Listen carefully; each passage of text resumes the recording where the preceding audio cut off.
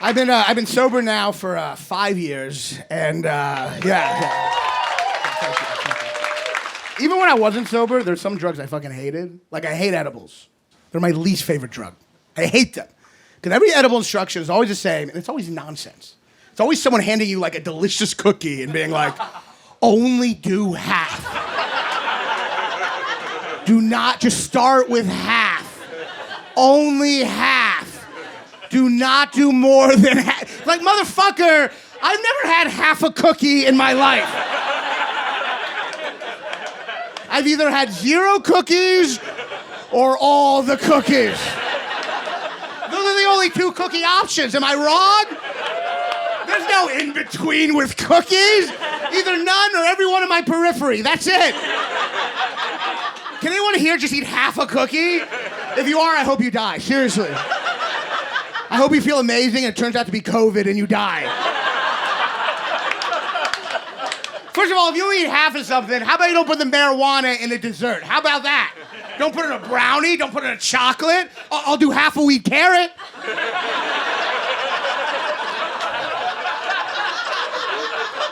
I don't want to brag, but I can do half a carrot, no problem. I've never once had half a carrot and been like, get this away from me before I eat the whole thing. A little too much. But I had a lot of fun on drugs. I did. True fun story, I once had sex with a girl named Molly while on heroin. True story.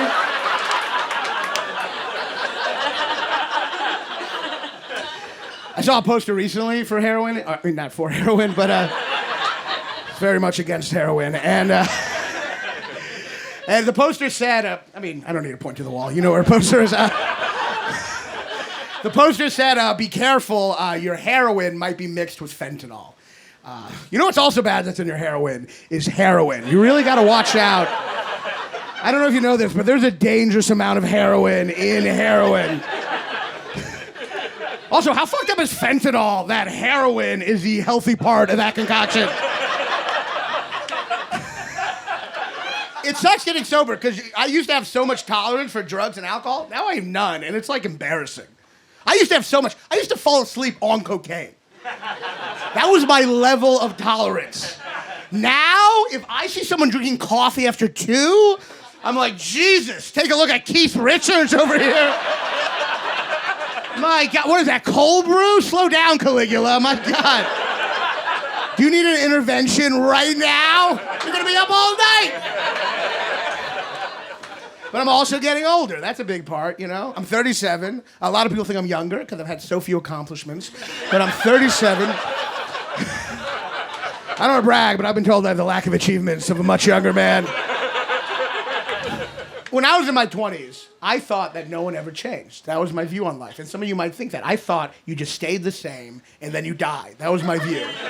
And now I'm in my 30s and I realize not only do you change, you become the exact opposite person. It is truly insane. Seriously, I used to be the biggest degenerate. Now I'm such a square. Seriously, I once had sex with a homeless woman while on Oxycontin. Now, I make my own trail mix at home. People fucking change.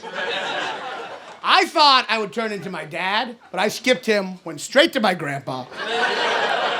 I did the most old man shit the other week. This is gonna beat anyone in here, and it's the most embarrassing thing I'm gonna tell you tonight. And I just told you I had sex with a homeless woman while on Oxycontin. This is a true story from 2 weeks ago. Most old man shit ever. I accidentally FaceTimed my friend while looking under the couch for my reading glasses. Is that not the oldest sentence? I was under the couch, I hear hello from my phone. I stand up, kind of hurt my back. Bring the FaceTime to my ear. I bring it to my ear. My friend is just going into my ear like she's in an episode of the Magic School Bus. She's just in the curves of my ear going, hello? I'm saying hello like I'm annoyed, even though I'm the one who called, which is the most grandpa shit ever. I'm just like, hello? Who Who keeps calling? Hello? And to top it all off, my reading glasses on my forehead the entire time. I'm ready to fucking die. I am so old in my soul. Last year, I said this legitimate sentence. I said, it's time for me to upload a stand-up video onto TikTok. And if you don't get that joke, you're also very old. I have to get on TikTok. I like TikTok. I post stand-up videos on there. You get to see what the young people are all about, and they're the worst. Like the ones you're here, I'm glad you're here, but people in their 20s, they suck. They fucking suck. Every stand-up video I post gets flagged for hate speech. It's insane. I'm a liberal, but to the fucking young generation, I'm Mussolini, apparently. So many times, you suck, they don't have any sense of humor. So many times I've posted stand-up videos where young people have commented, "Are you serious?" I'm telling jokes into a microphone to an audience that's laughing at a club. And they're like, "Are you serious?" Young people suck, seriously, I hate them. Honestly, I'm glad climate change has robbed them of a future because they're the worst. And I know some of you are in your 20s. I know what you're thinking right now. You're going, "Are you serious?" No! No! Can I see it? You're all blinking. I know what that means. You're flagging me for hate speech in your head. I get flagged for hate speech. You get that ticket. So this joke violated community standards. What community? You're jacking off in your mom's basement. Go fuck yourself.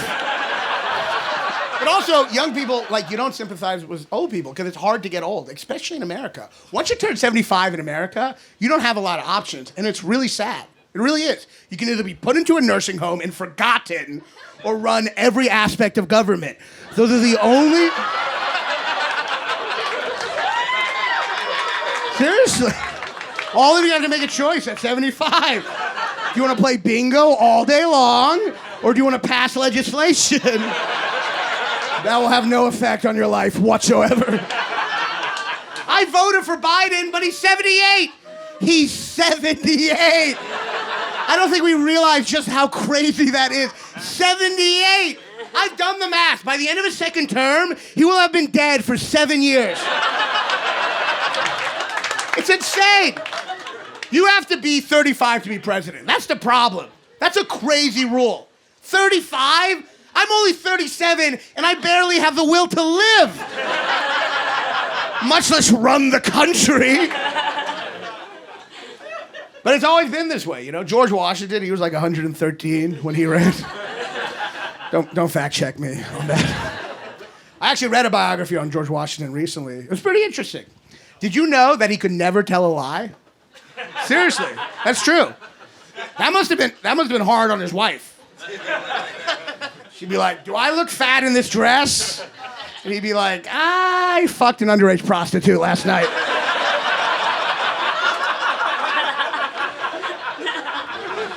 She gave me syphilis, and now you have it. And yes, you look fat in that dress. My mom's getting up there. She's 70. I don't think she has dementia, but I think when she gets dementia, it'll be hard to tell because she's got to lose it. Like recently, this is totally true, 100% true. Everything else I've said tonight is a lie. This is 100% true. One of my paychecks actually got mailed to her, and I had to, she had to open my banking mobile account on the phone and deposit the check, right? So I'm on the phone with her, and she's like, "All right, to get into your account, there's a security question." And I'm like, "What's the security question?" And I swear to God, she goes, "What city was your mother born in?" Are you telling me I'm adopted or that you have dementia? Now, isn't it terrifying to think that only 10 years she'll be ready to run for president? My mom, I know it's hard to explain my mom. My mom is just the biggest Jew stereotype in the world. Like every Jewish kid thinks that, but my mom is such a Jewish stereotype that if she was in a movie, just being herself people in the audience would get offended. They would. They'd be like, I don't think we should be watching this. This seems like a really anti-Semitic portrayal of a Jew. I'm going to flag this for hate speech right now. It violates community standards. Problem, she has no filter. She's never had a filter, and which is whatever. But the thing is, she's fat shaming my whole life because she has no filter. She just says whatever she thinks. And I was recently on Zoom with her, and she hinted, because she still does it. She hinted. It was a hint, but she hinted that I gained weight during the pandemic. It was subtle, but I caught it. It was at the very end of the conversation. I'm about to get off, and she looks at me, and she goes, "So I see you've gained weight during the pandemic." But I knew what she was implying. I knew. I know, my mom's great, but the thing is, like, no matter how much I remind myself that, because she's 70, no matter how much I remind myself that she could die at any moment and our time together is precious and fragile, that information does not keep me from wanting to get off the phone with her as quickly as possible. I know it, but I still, after 30 seconds, I'm done. She's reminded me to do my taxes 12 times. I'm like, Mom, I have to get off. Please don't die. I'll feel really guilty. Please live forever so I don't have to talk to you. She hates dirty language. Like, I posted a video recently, and she called me, and she said, I don't like how in that last video you said, suck my dick. Well, Mom, I don't like that you're saying suck my dick to me right now. That's way worse. Also, I was zoning out and just tuned into the conversation right at suck my dick. Now, this conversation's taking a really weird turn. And then, I swear to God, because she doesn't always use the words she intends. I swear to God, she said, that kind of language really turns me off. I should hope. I hope everything I ever do turns you off. That is my main goal in life, to keep you off. I never want that switch even moving a centimeter.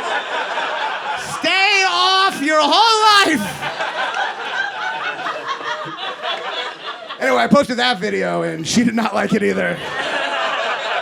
At least her fucking pussy wasn't wet during it, you know what I mean?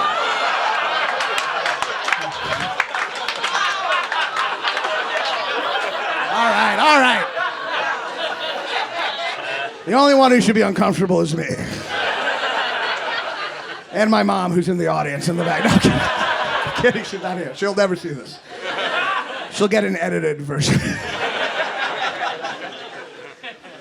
Problem with my mom is, like, she always speaks in cliches. I think as you get older, you just find 12 cliches. You just repeat them for the rest of your life. She said my favorite the other day. I'm talking to her, and she said, I can't believe it's already April.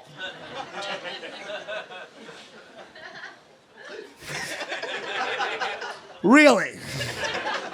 That's the thing in this last insane, nightmarish couple of years you have trouble believing. That's the part that it's already April? Kanye West ran for president. That wasn't a dream. It felt like it. It wasn't. Rudolph Giuliani got brought down by Borat. A fictional character. Do you understand how crazy? That's like Austin Powers arresting Mike Pence. There was a coup on the Capitol that looked like if the French Revolution was reenacted by Carnival cruise passengers.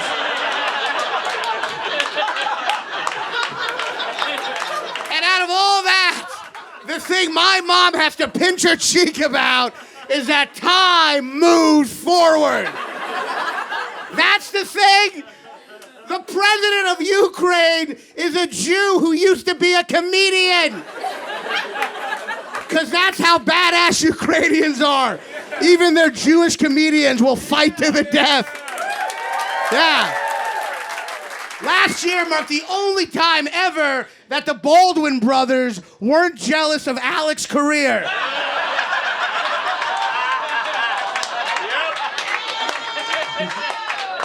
Last month, we watched helplessly as a megalomaniacal tyrant waged an unprovoked war on a comedian. And the crazy part is, you have no idea right now if I'm talking about Putin, Kanye, or Will Smith.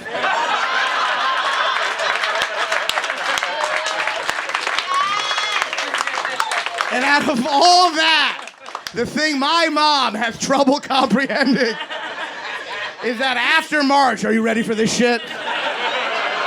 Are you ready for this crazy turn of events? Buckle in. Are you ready for this M. Night Shyamalan twist? Comes April 1st. I can't wait till aliens land. I'll be like, Mom, can you believe this? And she'll be like, I know, Hanukkah already?